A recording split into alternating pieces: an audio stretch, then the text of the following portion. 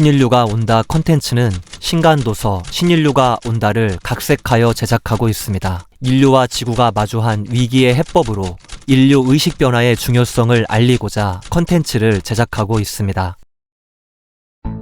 기후변화 보고서 2023년 3월 기후변화에 관한 정부 간 협의체 IPCC의 최종 보고서가 발표되었습니다. IPCC가 이번에 발표한 6차 보고서는 지금까지 발표한 모든 보고서의 종합판입니다. 기후변화에 관한 그동안의 모든 논의와 연구 결과를 정리한 이 보고서에서는 인간의 활동이 현재의 기후변화에 책임이 있음을 공식적으로 천명하였습니다. 여전히 이견을 가진 사람들이 있긴 하지만 이 보고서가 발표되기 전 모든 국가, 정부의 검토와 동의를 거쳤기에 인간의 활동이 지구 환경 변화와 기상 이변의 주요 원인이라는 것을 인류 스스로 인정한 공식 입장이라는 점에서 큰 의미가 있습니다. 이 보고서에는 우리가 모르는 정보들은 없습니다. 지금 바로 우리가 화석연료 사용을 획기적으로 줄인다 해도 대기 온도와 해수면 온도는 여전히 올라갈 것이다. 여기에 여러 결과들이 겹치면서 기후 패턴의 변화는 더 가속할 것이다. 다만 온도의 상승폭은 우리가 어떻게 행동하느냐에 따라 달라질 수 있다는 것이 주된 내용입니다.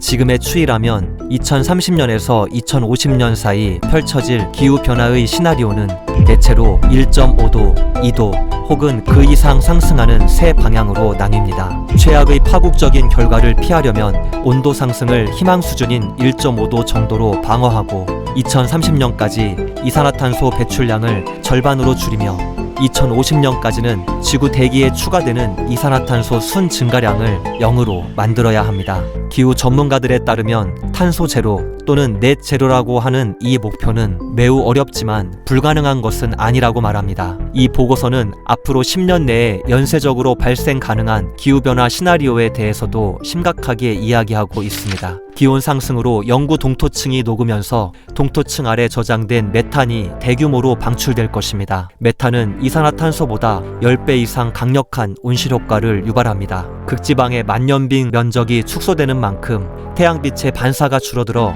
태양빛이 지구 대기에 더 많이 흡수될 것입니다. 또한 고온 건조한 기후가 지속됨에 따라 산불 빈도가 높아지고 산림이 보유하고 있는 이산화탄소가 방출되면서 대기온도 상승이 더 가속화할 것입니다. 온도 상승의 악순환은 계속됩니다. 온도 상승으로 이산화탄소의 상당 부분을 흡수하는 바다와 대지의 이산화탄소 저장 능력이 한계에 달하면서 대기 중 온실가스 농도가 급격하게 올라가서 기온 상승을 더 부추길 것입니다.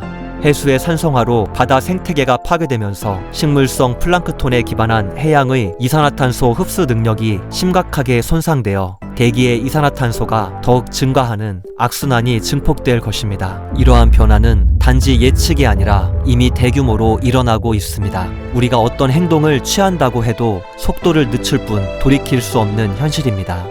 그래서 보고서는 이러한 변화에 대응하는 우리의 행동 방침을 예방이나 복구라고 표현하지 않았습니다. 대신 완화라고 표현하였습니다. 완화의 방법으로 탄소 포집 기술, 대체 에너지 사용, 산림 회복, 탄소세 도입 등을 제안하였습니다.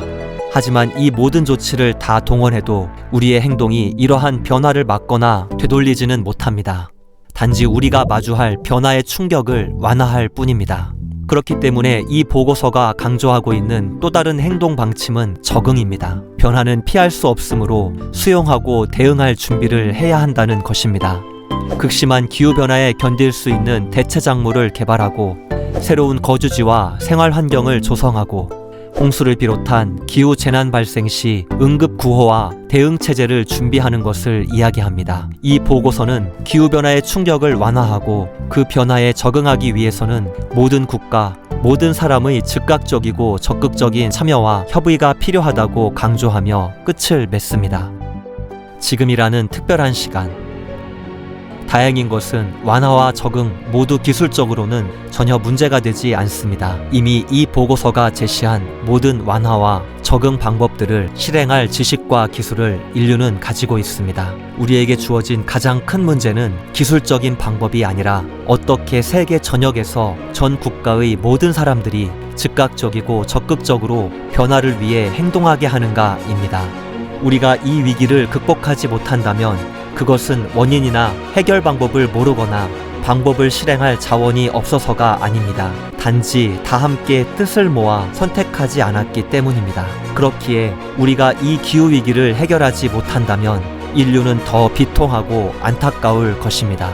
우리에게 얼마의 시간이 있는지 아무도 정확히 알지 못합니다. 분명한 것은 기후변화를 비롯하여 우리가 우려하는 변화의 속도가 점점 빨라지고 있다는 사실입니다. 엄청난 문제의 크기에 비해 우리에게 주어진 시간은 점점 짧아지고 있습니다. 그런 만큼 우리는 근본적이면서도 신속한 변화를 만들어내야 합니다.